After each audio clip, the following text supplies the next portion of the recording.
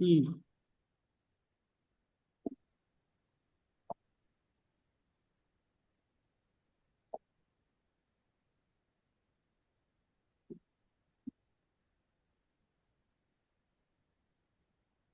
कल हमारे दो ही बचे थे पहले यूनिट के सिद्धांत में, है ना। कल हमने पुरातत्व शास्त्र के प्रमुख सिद्धांत के अंतर्गत पहला कौन सा देखा था? स्तर क्रम का सिद्धांत, फिर संदर्भ का सिद्धांत, काल निर्धारण का सिद्धांत, न्यूनतम हस्तक्षेप का सिद्धांत, संरक्षण का सिद्धांत, प्रामाणिकता का सिद्धांत, वैज्ञानिक विधि का सिद्धांत, अभिलेखीकरण का सिद्धांत। इतना हुआ था। फिर बहुविषयक अध्ययन का सिद्धांत। आपको स्क्रीन दिख रही है क्या? नहीं नहीं मैम। मैम। अरे, नहीं मैम। एक नहीं नहीं बिल्कुल। एक मिनट।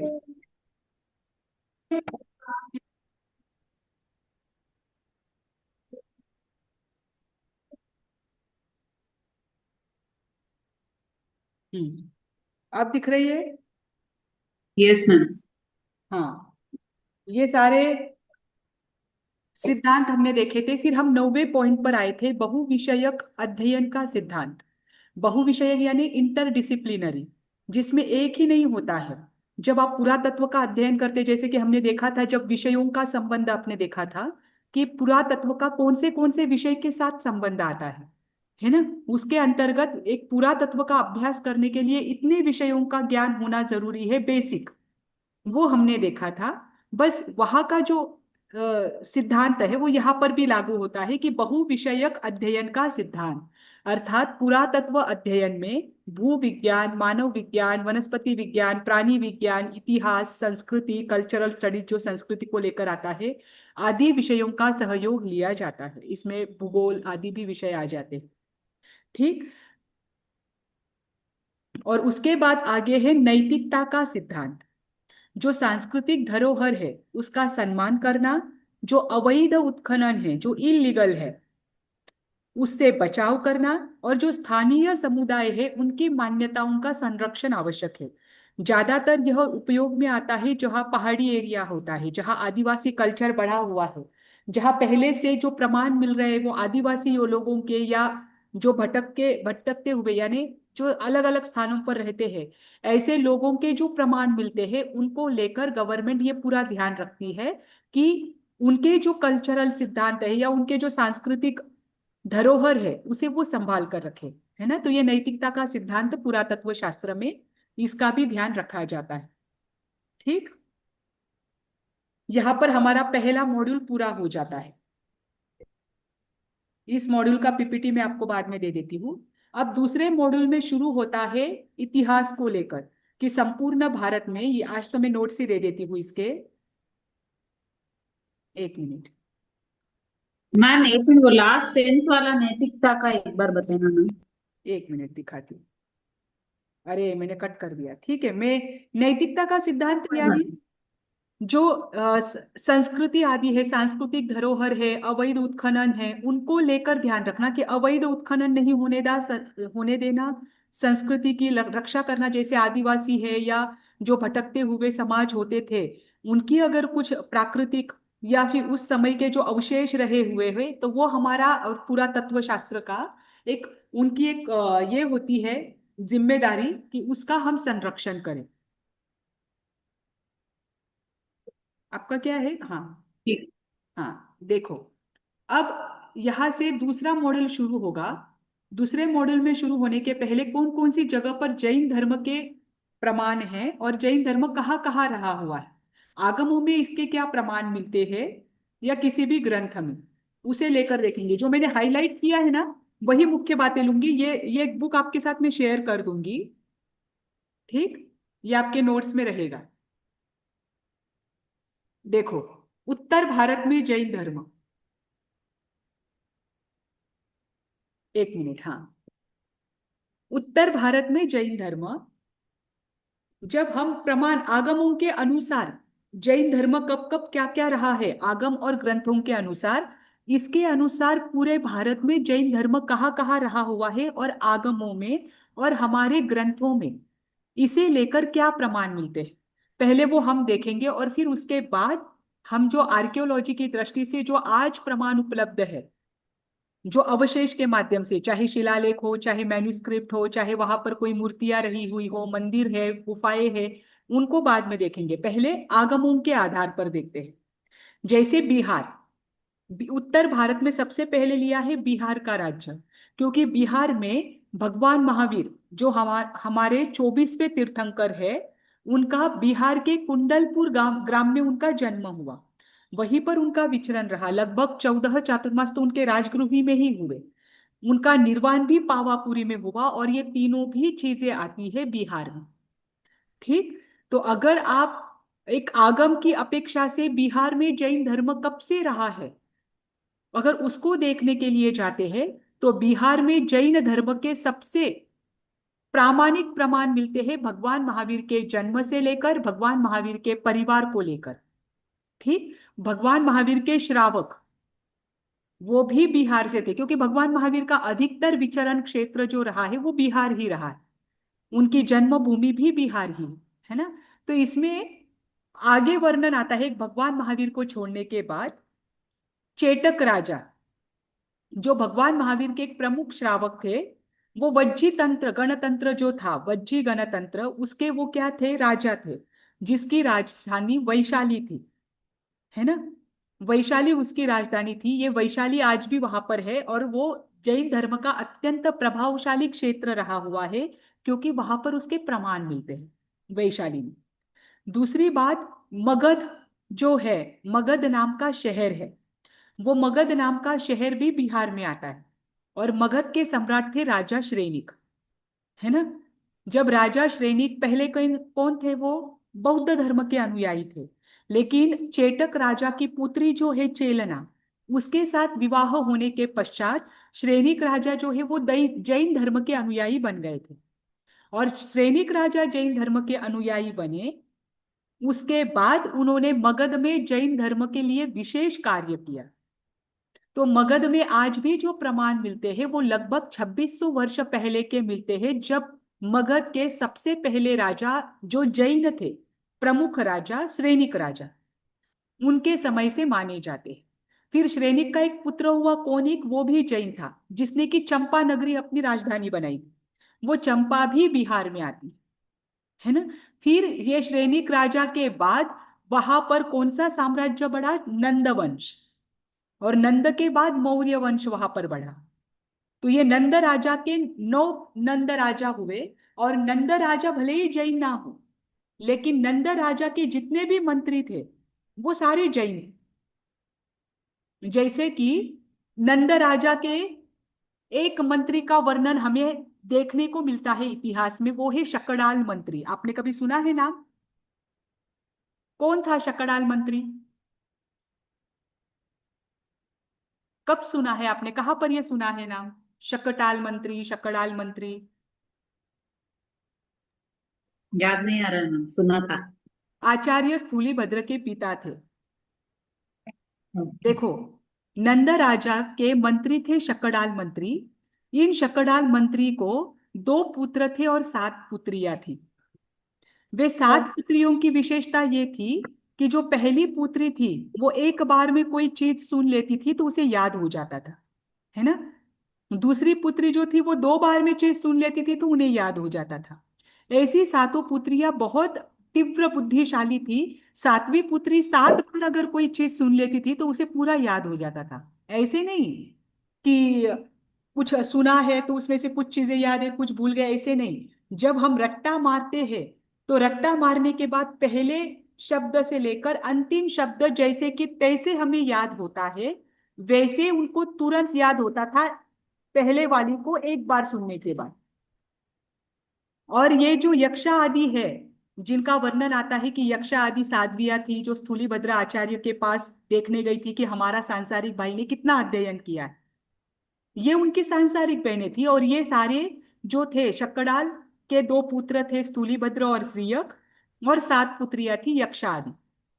शकड़ाल का मतलब शकड़ाल को खुद को मारना पड़ा, क्योंकि नंद राजा के सामने उनके जो दुश्मन थे, शकड़ाल मंत्री के दुश्मन, उन्होंने नंद राजा के सामने शकड़ाल की बुराई कर दी थी।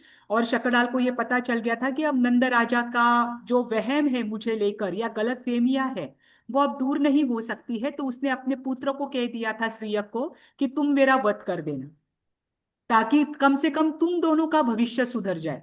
राजा को यह ध्यान में आएगा कि श्रीयक सच्चाई के लिए अपने पिता की भी हत्या कर सकता है, तो तुम्हें मंत्री बना देंगे या तुम दोनों ही मंत्री बनोगे।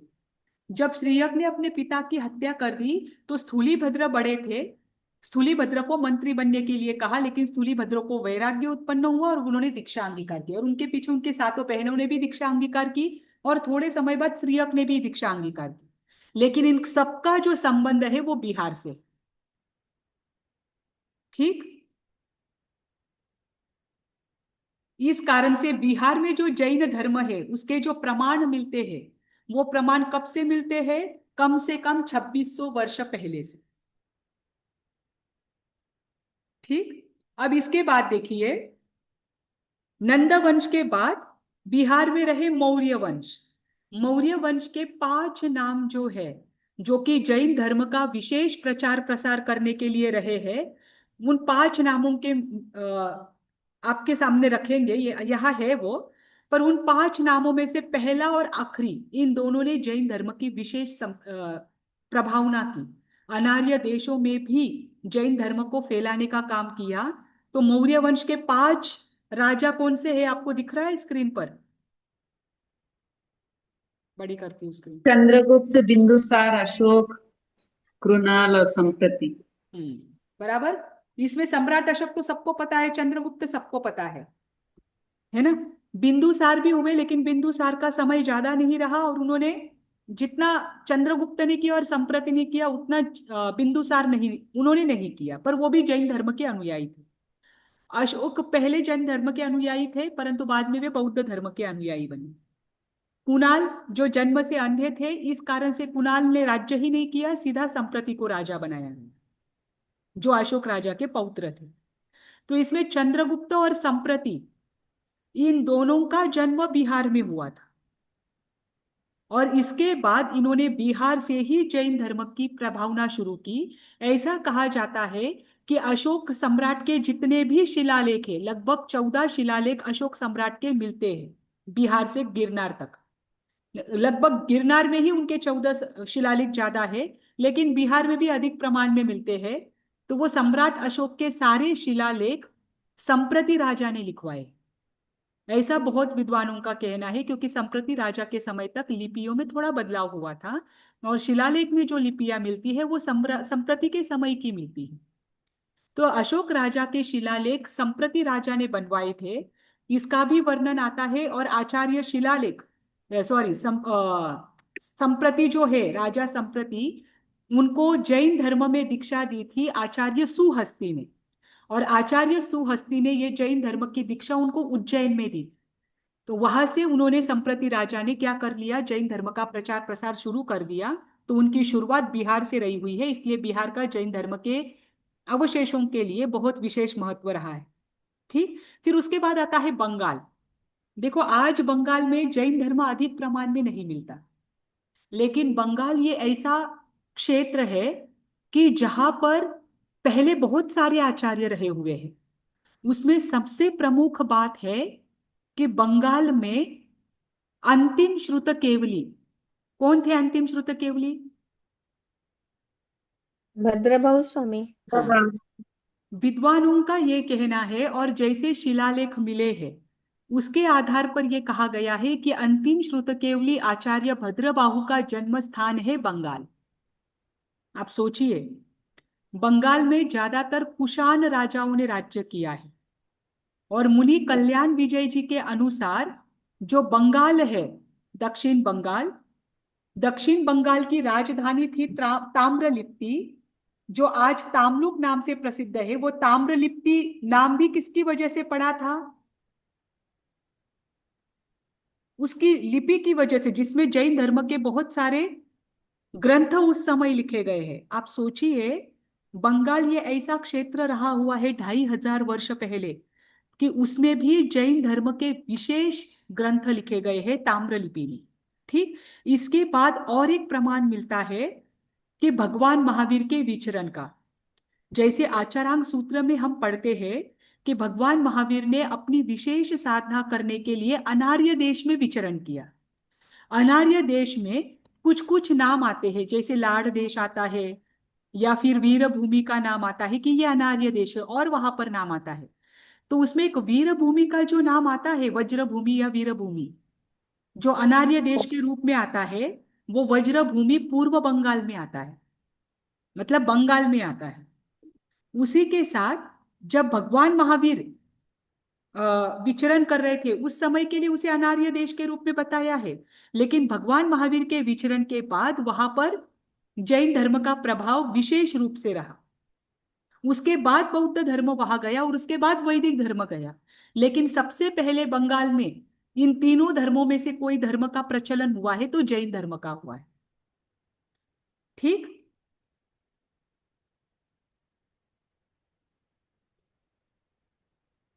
हम्म। अब इसके बाद, बंगाल के बाद आता है उड़ीसा। उड़ीसा के लिए, उड़ीसा किसके लिए फेमस है? मंदिर जगन्नाथपुरी मंदिर और उड़िया डांस। कौन सा मंदिर? खारवेल खारवेल गुफा उदयगिरी बराबर। उड़ीसा में। खारवेल कौन थे, खारवेल? खारवेल कौन थे? खारवेल एक राजा थे शायद, मैम ने बताया था, प्रीति मैम ने एक बार। उदयगिरी और चंद्रगिरी पर्वत कुछ ऐसा बताया अरे था पर उन्होंने। पिछली क्लास में मैंने राजा बताया था आपको खारवेल खारवेल का कौन नाम है। प्रीति होगा। हाँ, प्रीति मैम ने एक बार बताया होगा, वो तब हुआ होगा, तब हुआ होगा। मैंने पिछले क्लास में ही आपको बताया था कि खारवेल कौन है। आपको वो तो याद है नहीं। मैम प्रीति मैम का याद है, प्रीति मैम के क्लास वही तो मैं बोल रही हूँ, मैंने पिछले क्लास में बताया कि खारवेल कौन है, क्योंकि आपको हाथी गुम्फा शिलालेख करवाना है चौथे मॉड्यूल में। करेक्ट करेक्ट, याद हाँ आया मैम, गया मैम, हाथी गुफा गुफा में में वो बनाया आपको था। याद है क्या कि नौका मैंने ये मैम बात? उस पर्वत पर नवकार मंत्र भी लिखा हुआ नौकार है। मंत्र लिखा हुआ है करेक्ट मैम। Correct नौकार ma'am. मंत्र खारवेल उस पर्वत पर नहीं, हाँ। लिखा आपको है। ये याद है क्या कि मैंने आपको ये बताया था कि राजा खारवेल एकमात्र ऐसे राजा है जिनकी अध्यक्षता में दूसरी वाचना हुई थी कुमारिल पर्वत पर।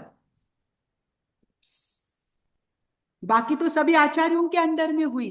पहली वाचना आचार्य स्थूलीभद्र के अंडर में हुई, दूसरी वाचना राजा खारवेल के अंडर में हुई, तीसरी स्कंदिल आचार्य, नागार्जुन आचार्य और देवर्षि गणिक क्षमाश्रमण। एकमात्र राजा खारवेल ही ऐसे है कि जिनकी अध्यक्षता में दूसरी वाचना हुई, वो भी उड़ीसा में।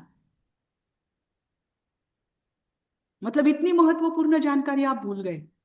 मुझे ऐसे लग रहा है बीच बीच में आपकी परीक्षा लेना जरूरी है।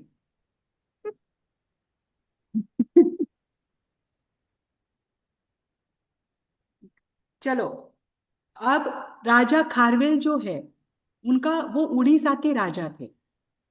ठीक, चेदी वंश के राजा थे वो, उनका वंश चेदी वंश था। सम्राट खारवेल ने उदयगिरी पर्वत पर हाथी गुम्फा शिलालेख जो खुदवाया है उन्होंने स्वयं, उस हाथी गुम्फा शिलालेख में पहली लाइन मिलती है जो ब्राह्मी लिपि में लिखा गया है। और चौथे मॉड्यूल में मैं आपको ब्राह्मी लिपि पढ़ाऊंगी।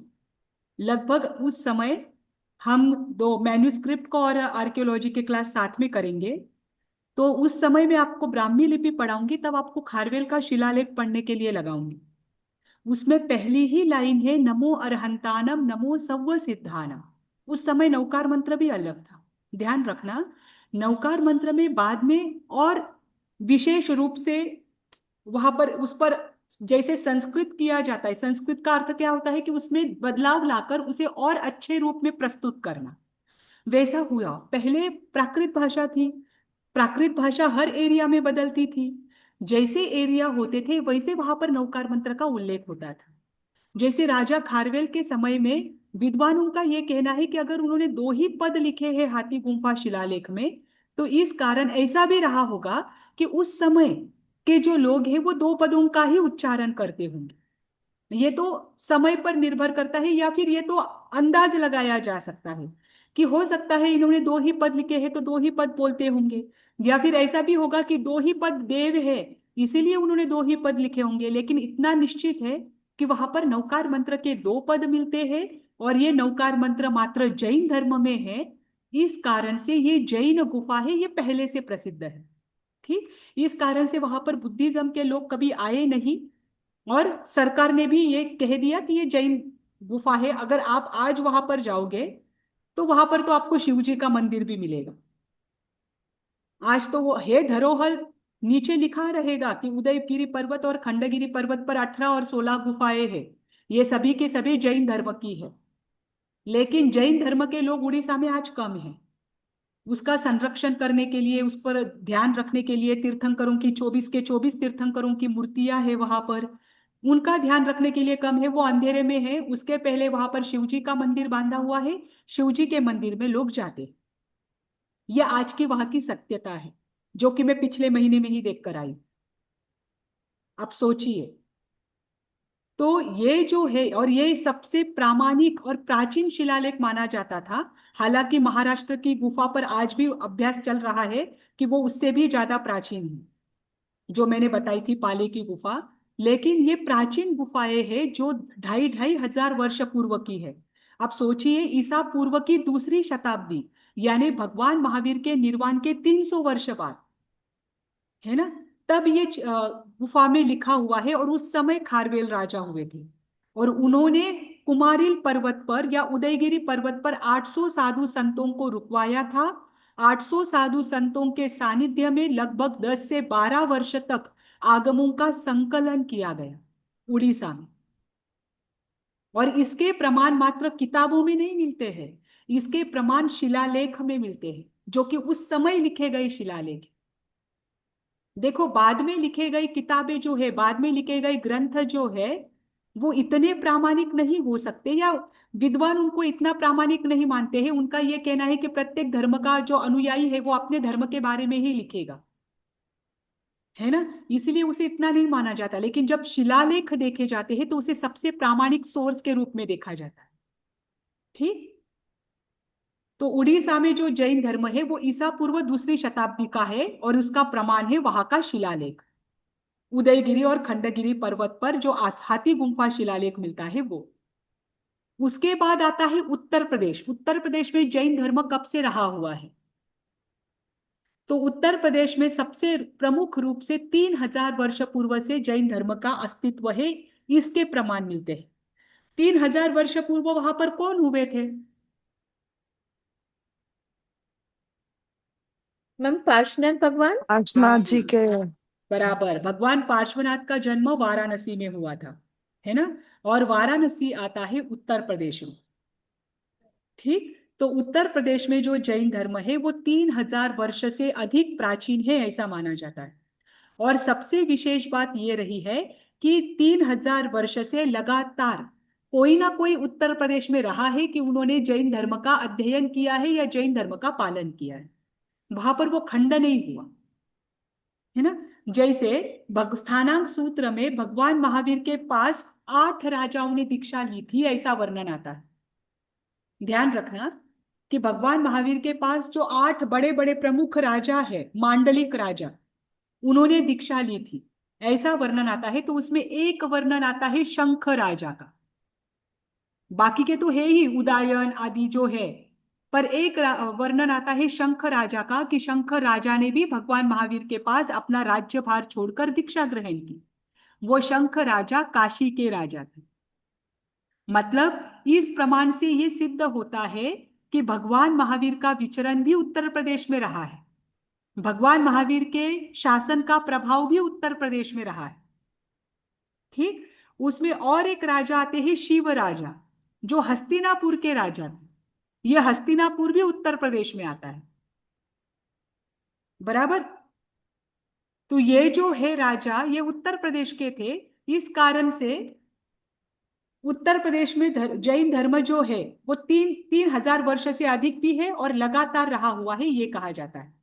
अब दूसरा प्रमुख क्षेत्र उत्तर प्रदेश का आता है वो मथुरा का। मथुरा किससे विशेष संदर्भ रखता है?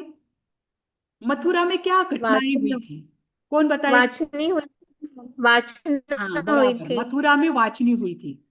भगवान महावीर के निर्वाण के बाद 800, लगभग 840 वर्ष के बाद मथुरा में आचार्य स्कंदिल के नेतृत्व में वाचनी हुई थी, लेकिन उसके पहले भी मथुरा में कुछ हुआ था। क्या हुआ था? जम्बू मैम स्वामी श्री का कृष्ण वाली निर्वाण। बात हो सकती है। जम्बू स्वामी का निर्वाण मथुरा में, जम्बू स्वामी के निर्वाण की चर्चा, उनके विचरण की चर्चा भी ग्रंथों में मिलती है। ऐसा कहते हैं कि जम्बू स्वामी का लगभग अपना जीवन जो है वो उत्तर प्रदेश और मथुरा में ही गया है। मथुरा में बहुत सारे अभिलेख, बहुत सारी जिनेंद्र भगवान की मूर्तियां मिली है, चैत्य मिले हैं। और मैंने आपको ये भी याद होगा कि जब हम स्तूप देख रहे थे तब मैंने आपको बताया था कि स्तूप का सबसे प्राचीन प्रमाण मिलता है सातवें तीर्थंकर सुपार्श्वनाथ जी का।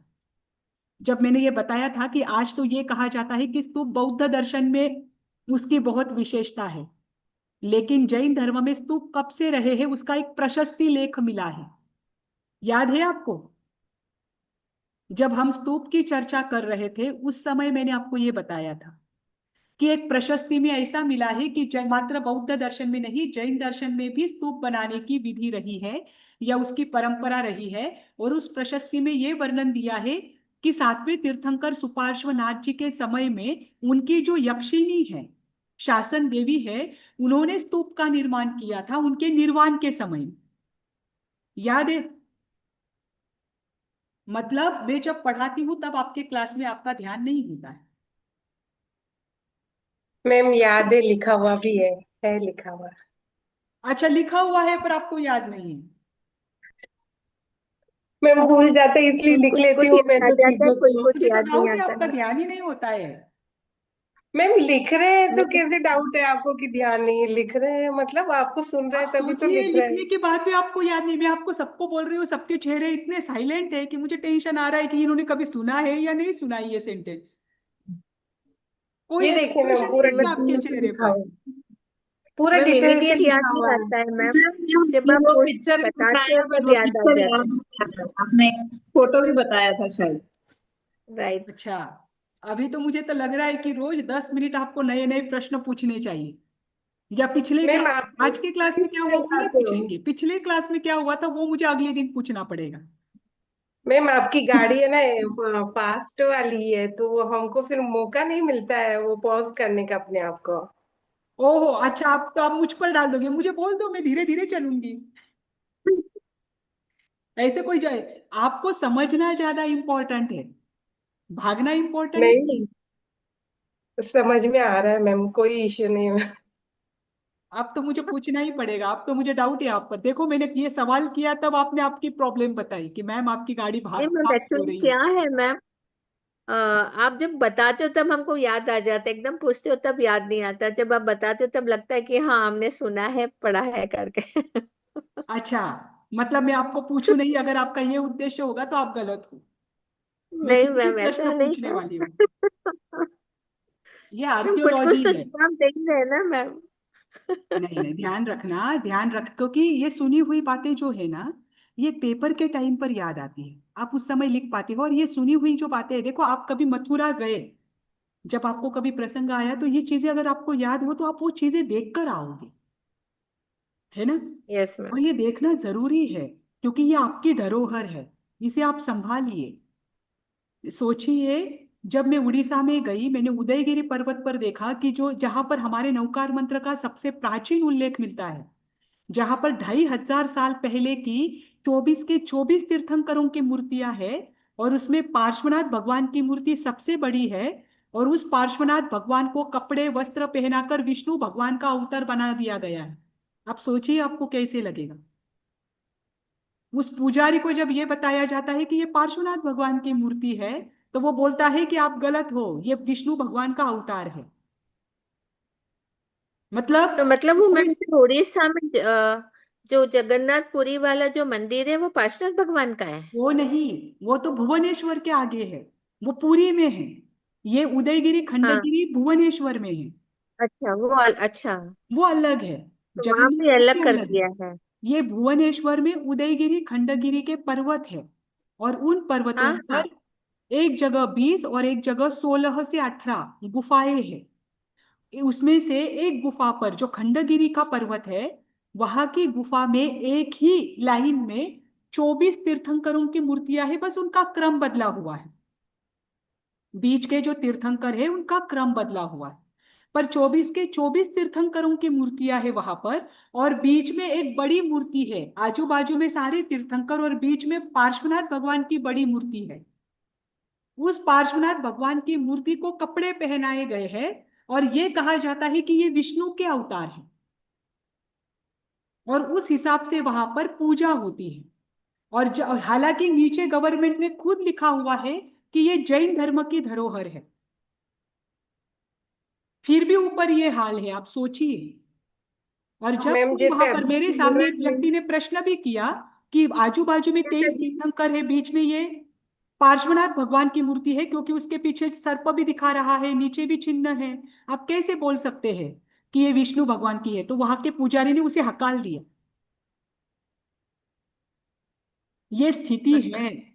आप सोचिए कि इतनी धरोहरें पूरे जग में, जितने मैन्युस्क्रिप्ट अवेलेबल है उसमें एकमात्र 75% से ज्यादा मैन्युस्क्रिप्ट मात्र जैन धर्म के हैं। कौन है संभालने वाला? आप ये विषय पढ़ रहे हो तो इसकी एक आपके अंदर इसे लेकर एक अहोभाव होना चाहिए कि मेरी ओर से मैं इन चीजों का ध्यान रखूं, कम से कम अगली अगली जो पीढ़ी रहेगी उनको ये धरोहर मिले। तो मेरी ओर से ध्यान वहां रहे कि मैं ऐसे क्षेत्रों पर जाऊं, ऐसे क्षेत्रों को मैं मेरे अपने परिवार को पहचान कराऊं कि ये हमारी धरोहर है, इसे हमें रक्षा करनी है, आगे तक वो जैन धर्म बढ़ाना है। इसीलिए आपको आर्कियोलॉजी पढ़ाया जाता है कि आपको पता चले कि हम पर हमारे पूर्वजों ने कितने उपकार किए हैं, जो आपको ये मिला है ना।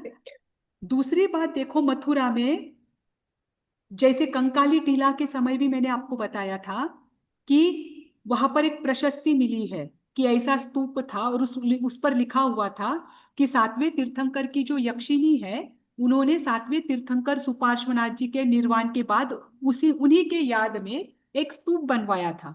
वो स्तूप बनवाया था मथुरा में। तो मथुरा की जब प्राचीनता देखते हैं, जब उनके प्राचीनता के प्रमाण आते हैं, तो उस प्रशस्ति लेख पर लिखे हुए उस लेख के अनुसार सातवें तीर्थंकर के समय में भी मथुरा में क्या था, जैन धर्म विशेष रूप से प्रसिद्ध था। अब सातवें तीर्थंकर को तो करोड़ों वर्ष हुए, उससे भी ज्यादा हुए हों, है ना। तो मथुरा जो है वो विशेष रूप से 2500 साल से जो प्रसिद्ध रहा है वो श्वेतांबर परंपरा के संप्रदाय के लिए रहा है। क्योंकि मथुरा में एकमात्र कृष्ण राजा, कृष्ण मुनि के या कृष्ण ऋषि या कृष्ण ऋषि के नाम की एक मूर्ति मिली है, जो कि मैंने दिखाई होगी और आगे दिखाऊंगी भी आपको। मथुरा का कंकाली टीला विषय सेपरेट भी दिया गया है, उसमें भी वो मूर्ति आएगी कि वो श्वेतांबर मुनि की मूर्ति है, जो कि 2500 साल पहले की है ना। उस वो कैसे जानी कि वो श्वेतांबर मुनि है? तो उन्होंने एक लंगोट पहना हुआ है और छोटा रजोहरण जैसा होता है वो उनके पास है। तो रजोहरण रखने की प्रथा श्वेतांबर मुनियों में ही है, दिगंबर मुनियों में तो पहले से पिच्छिका रखी जाती है ना। इस कारण से वो पता चला कि आज से 2500 पूर्व मथुरा में जो जैन धर्म था, विशेष रूप से श्वेतांबर परंपरा वहां पर अधिक थी। और श्वेतांबर परंपरा की जो 4 शाखाएं निकली, वो 4 शाखाएं भी मथुरा से ही निकली। ठीक। मैम, तो ये कैसे पता चला कि वो कृष्ण मुनि है? उस पर लिखा हुआ है ना नीचे प्रशस्ति, उनका नाम कृष्ण अच्छा। ऋषि है। बस ये समझ में नहीं अच्छा। आ रहा था कि कृष्ण ऋषि ये दिगंबर परंपरा के थे या श्वेतांबर परंपरा के थे। प्रशस्ति में नीचे लिखा हुआ है कि ये कृष्ण ऋषि है। उनके विचरण नीचे जो लिखते हैं ना, एक प्रसंग, जैसे कि उन्होंने भित्ति चित्र पर कैसे करते हैं कि एक प्रसंग वहां पर अंकित करते हैं और नीचे एक लाइन में लिखते हैं कि ये ऐसा प्रसंग है। जैसे आपने कभी पावापुरी देखी होगी, आप चंपापुरी में जाओ, चंपापुरी भगवान वासुपूज्य जी के वहां पर 5 ही रहे हुए हैं, कल्याणक हुए हैं, है ना। तो वहां पर उनके जीवन के सारे प्रसंग भित्ति चित्रों पर अंकित है और नीचे शॉर्ट में लिखा हुआ है कि ये प्रसंग क्या दर्शाता। तो वैसे प्रथा रही हुई है।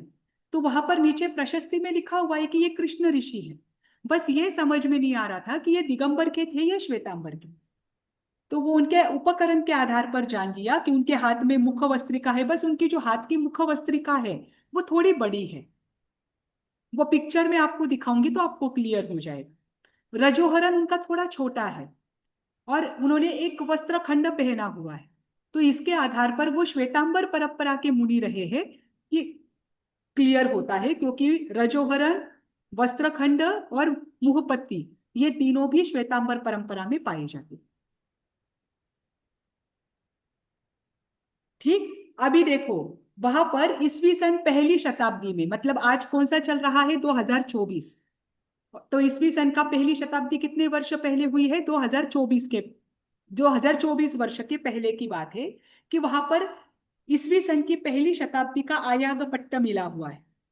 उस आयाग पट्ट पर यह लिखा है कि एक वो रानी जो है उसने अपने 6 पुत्रों को दान के रूप में घोषित किया, और उसमें नीचे लिखा है नमो अर्हतो वर्धमानस। अभी यह थोड़ी अलग प्राकृत है, लेकिन नमो अर्हतो वर्धमानस का अर्थ होता है कि मैं अरिहंत जो वर्धमान है उनको वंदन करती हूँ। उस आयाग पट्ट से ये पता चलता है कि ये जो लिखने वाले हैं वो जैन थे, है ना। ये भी मथुरा में ही मिला है, मथुरा के इतने प्रमाण बस। अब राजस्थान, अब मुझे बताओ कौन से तीर्थंकर का जन्म राजस्थान में हुआ है।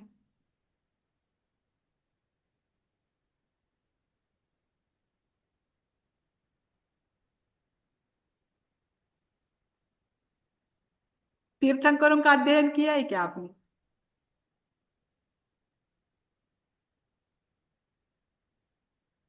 कोई बता सकता है?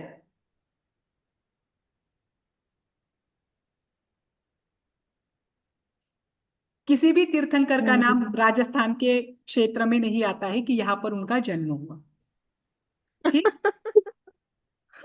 राजस्थान में जैन धर्म की शुरुआत भगवान महावीर के निर्वाण के बाद हुई, क्योंकि वो मरुस्थल था। ऐसा शिलालेख मिलता है अजमेर के पास वडली गांव में, जो निर्वाण मतलब वीर निर्वाण संवत 84 में लिखा गया, यानी भगवान महावीर के निर्वाण के 84 वर्ष के बाद, मात्र 84 वर्ष के बाद, मतलब कब, ईसा पूर्व 443 में। तो कितने वर्ष पूर्व, ईसा पूर्व 443 ऑलमोस्ट मतलब कितने वर्ष पूर्व होंगे लगभग, कौन बताएगा?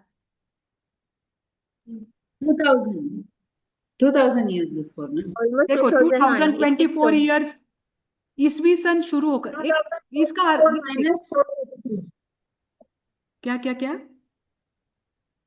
2024 में मतलब अभी हमारा देखे तो ओके ईसा पूर्व है ना, बीसी, तो दिस इज 2025, तो मतलब हाँ 2025 443। देखो मैं बोलती हूँ, ईसा पूर्व जब भी आता है ना, वो जितने ईसा पूर्व है ना उतने वर्ष अपने वर्तमान में जितने वर्ष हुए हैं, 2026 चल रहा है, 2026, उसमें वो वर्ष ऐड कर लीजिए, तो लगभग ओके कितने होंगे, 25 हो गए 2500 ऑलमोस्ट, वर्ष, लगभग 2500 वर्ष। 25 2500 वर्ष पहले राजस्थान में जैन धर्म की शुरुआत हुई, यानी भगवान महावीर के निर्वाण के 84 वर्ष बाद, 84 ईयर्स बाद, वहां का एक शिलालेख मिला है, विराय भगवत चतुरशीति वसे मामा मिके। ये लिखा है आचार्य रत्नप्रभ सूरी के अंतर्गत लिखा गया है। उसमें ये बताया गया है कि सबसे पहले मरुस्थल में आए आचार्य रत्नप्रभ